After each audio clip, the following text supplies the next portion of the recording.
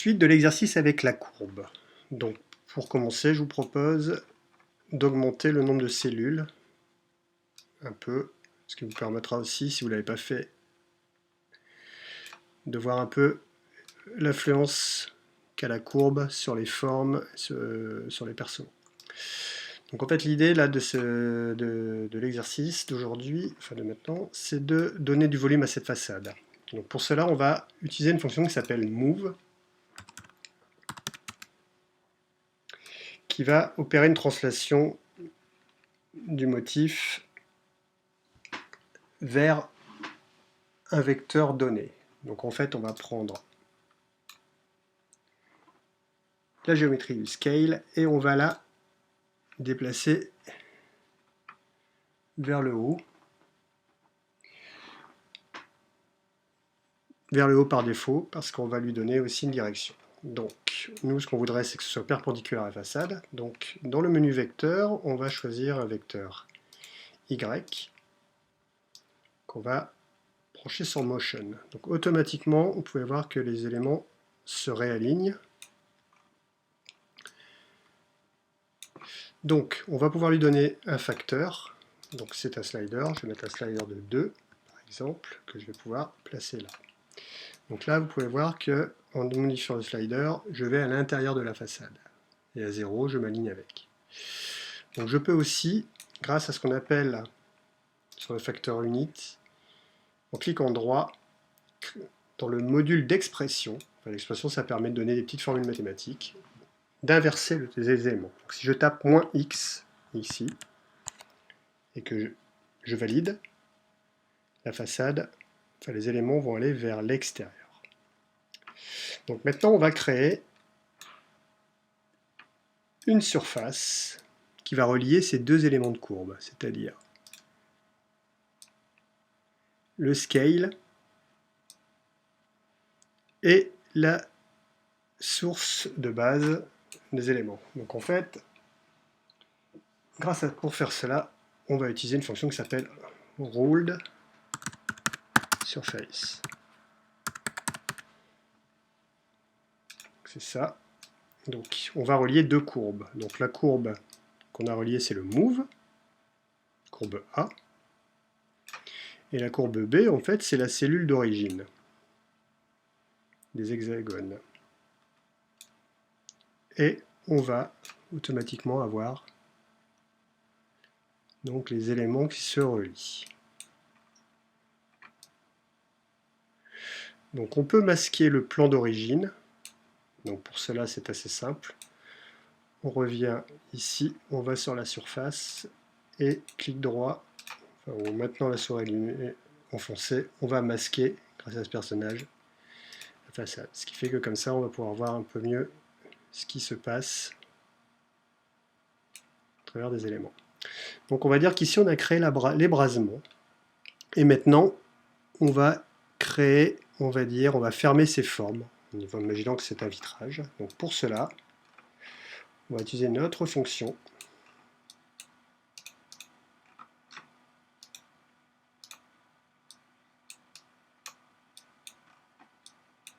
qui est le boundary surface.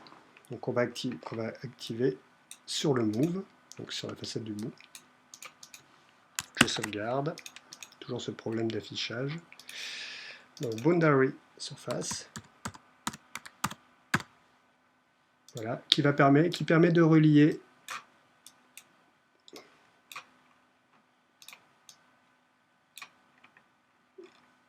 plusieurs segments, notamment ici les hexagones,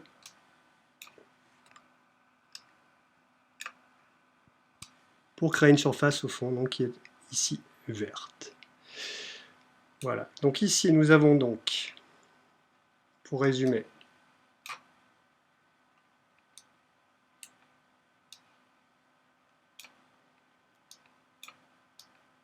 la création des cellules, ici les éléments qui permettent de modifier la taille des percements, et ici la création du volume, donc avec le déplacement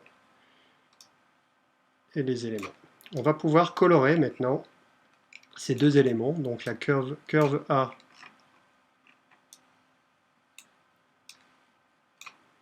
et B qui est l'ébrasement, et le boundary qui est l'équivalent de la façade. Donc pour cela, on va utiliser un truc qui s'appelle Custom Preview.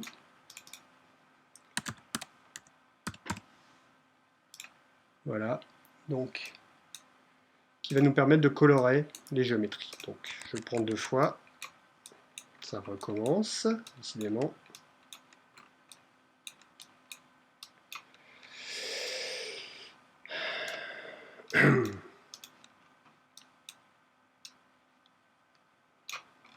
Voilà, et on va y créer donc 2 matières de couleurs, donc avec Color Watch.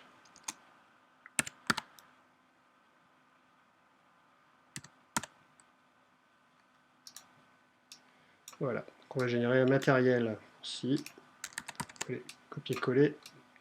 Voilà, donc on va colorer les fenêtres, les percements, et on va colorer de façon différente les ébrasements ici. Donc il suffit de cliquer sur la fonction, sur la couleur, et de choisir une teinte pour les éléments. Bon, c'est plutôt pas mal, par défaut. Et je vais choisir une autre teinte ici. Donc, spectre colorimétrique.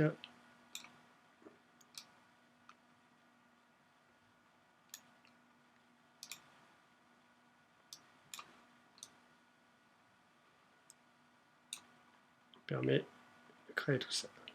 Donc, vous avez donc la possibilité donc, de créer des éléments qui marchent dans la profondeur. Donc je répète avec ici la petite expression en cliquant droit qui vous permet d'aller dans un sens. Là, vous voyez, si je l'élimine, je vais me débarrasser de l'expression. Donc là, la façade va s'inverser.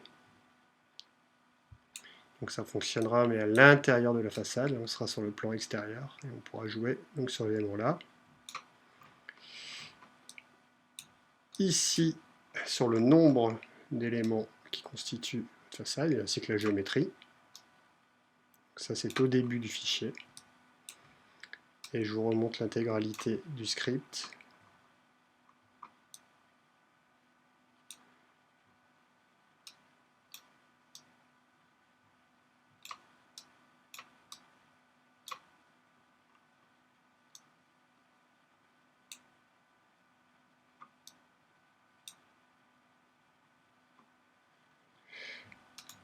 Voilà. Excusez-moi pour les bugs et dérapages, je ne sais pas régler ce problème de manipulation d'objets sur grâce au temps. Je ne sais pas si vous aurez la même chose, mais c'est très énervant.